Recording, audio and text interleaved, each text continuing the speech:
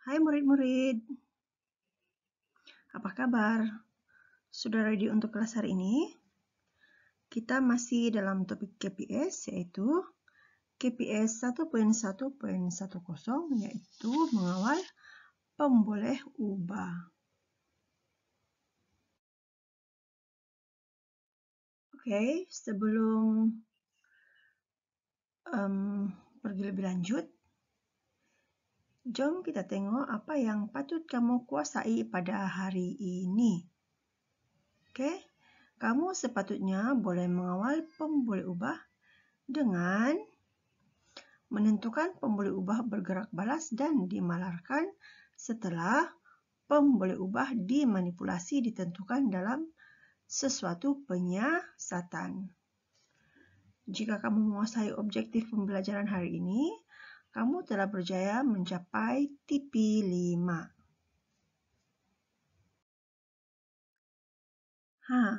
Apa itu pemboleh ubah? Pemboleh ubah ialah sesuatu yang boleh berubah dalam sesebuah penyiasatan. Oke, ada 3 jenis pemboleh ubah, yaitu pemboleh ubah bergerak balas, kita ringkaskan sebagai PB, pemboleh ubah dimanipulasi, kita ringkaskan sebagai PM, dan pemboleh ubah dimalarkan, kita ringkaskan menjadi PUMA. Oke kelas, sekarang coba rujuk buku teks muka surat 12 dan 13. Jom kita sama-sama kenal pasti jenis-jenis pemboleh ubah dalam situasi ini. Oke. Coba kita tengok situasi penyiasatan Faris dan Melan. Mereka diberikan 2 pokok yang sama dan mereka dikehendaki menyiasat jumlah air yang diperlukan untuk tumbesaran pokok yang baik. Oke. Faris meletakkan pokoknya di tepi tingkap dan dia siram pokok itu dengan 100 ml air sekali seminggu. Manakala Melan meletakkan pokoknya di dalam almari dan menyiramnya dengan 100 ml air sebanyak 3 kali seminggu. Selepas sebulan, didapati pokok Faris lebih besar. Jadi, adakah tumbusaran pokok ini lebih baik apabila disiram sekali seminggu sahaja? Oke, sebenarnya, tengok sini Melan cakap, saya fikir penyiasatan kita ini tidak adil. Bukankah pokok saya tidak mendapat cahaya matahari? Betul. Oke, untuk mendapatkan penyiasatan yang adil, kita perlu memastikan satu pemboleh ubah sahaja yang diubah dalam sesuatu eksperimen.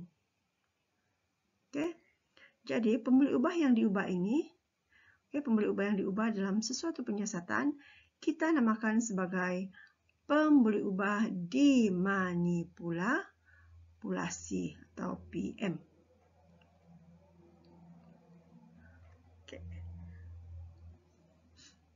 Untuk penyiasatan kali kedua ini, Faris dan Melan telah memastikan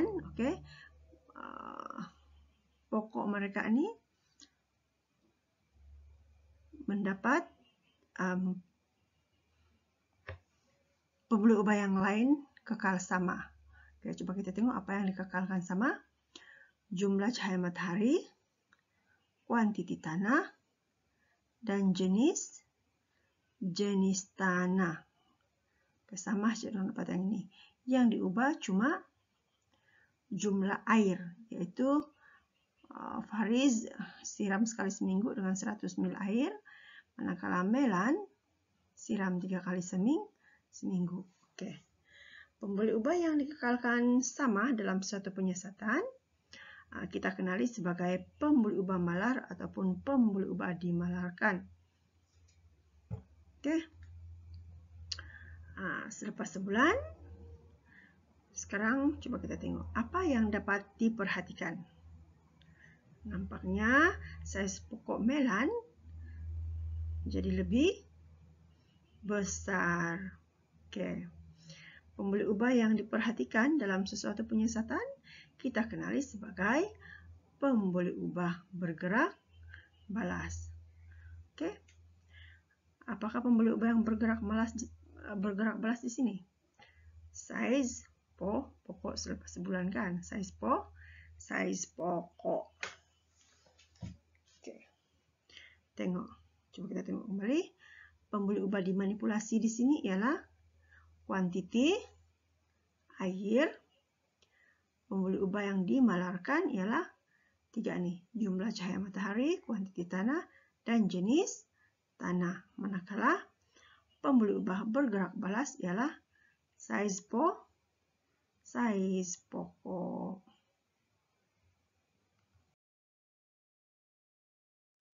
Oke, kita tengok huraian yang lebih terperinci tentang pembuli ubah.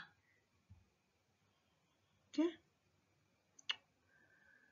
Tengok sini, pembuli ubah dimanipulasi ataupun PM, ialah perkara yang perlu diubah atau ditukar dan dibezakan dalam satu penyiasatan. Apa jadi jika tiada yang dibezakan atau ditukar? Eksperimen tidak akan berjaya. PM ini ialah sesuatu yang berbeza dari awal eksperimen. Nanti fakta PM ini kita boleh gunakan sebagai inference. Pembuli ubah kedua, pembuli ubah bergerak balas atau PB. Ia ialah hasil eksperimen atau keputusan penyiasatan yang kita cari. Pada akhir penyiasatan nanti, hasil eksperimen yang diukur perlu di atas sebagai PB. Pemerhatian, nanti pemerhatian kalau kita akan tanya tentang pemerhatian perlu dimulakan berdasarkan PB. Pembuli ubah yang ketiga yaitu pembuli ubah dimalarkan atau PUMA. Perkara yang kita pastikan sama supaya tidak mengganggu eksperimen. Kalau eksperimen semua perkara diubah, eksperimen akan terganggu dan keputusannya nanti tidak tepat ataupun salah. Jadi untuk memastikan uji kaji atau penyiasatan kita tepat, kita pastikan hanya satu pembuli ubah diubah yaitu PM, dan pembuli ubah lain yang boleh mempengaruhi keputusan eksperimen kita harus malarkan ataupun kita harus kekalkan sama sepanjang eksperimen.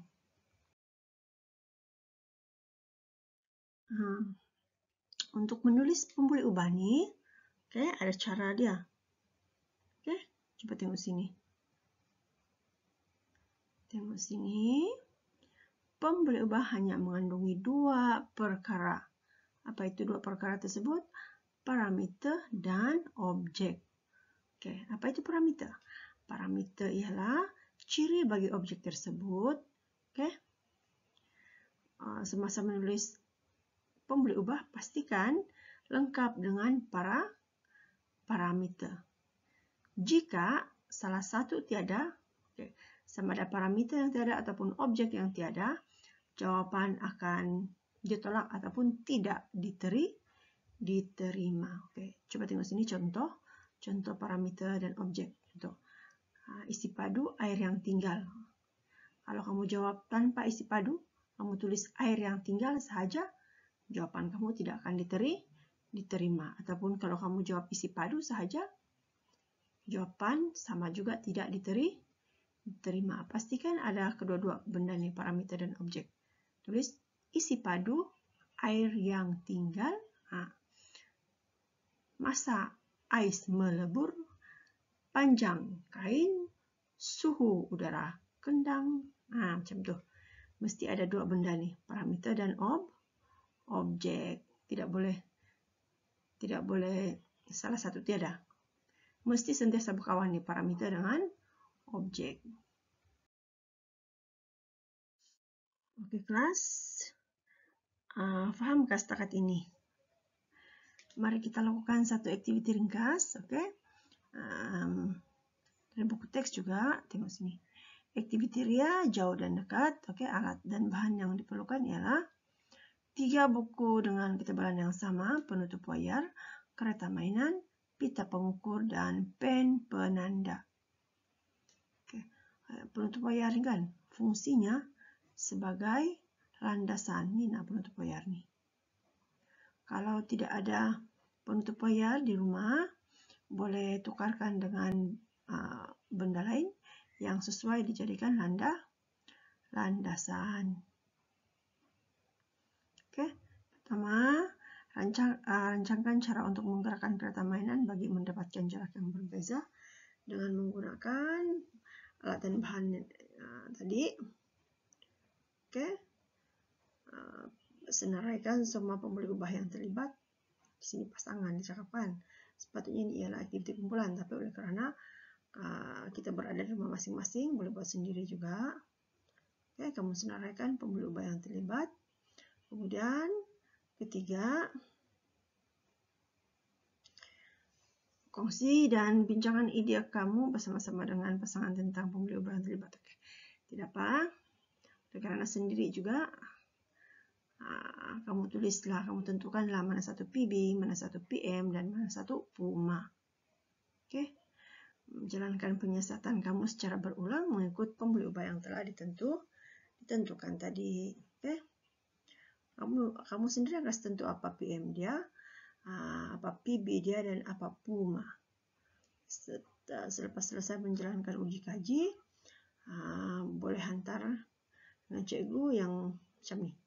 Yang sudah ada jadual macam ni, yang kamu sudah siap menyatakan apa PM, apa PB, dan apa PUMA yang kamu tentukan semasa kamu punya uji kaji itu. Boleh?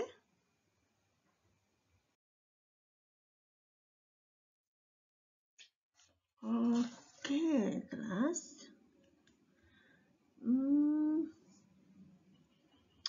Akhir sekali, seperti biasa, untuk memantapkan lagi tahap kefahaman kamu tentang topik hari ini, jawab soalan-soalan berikut. Melalui soalan ini, cikgu akan nilai kamu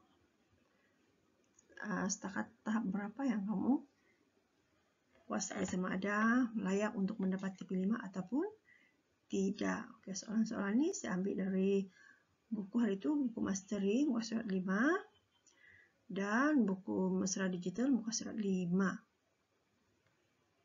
Oke, bagi yang ada buku tu, boleh buat dalam buku, dan bagi yang tiada, boleh salin dalam buku tu, buku tulis, dan jawab di situ juga. Sudah siap nanti, boleh gambar dan send sama cikgu seperti biasa sebelum kelas minggu hadapan. Okay.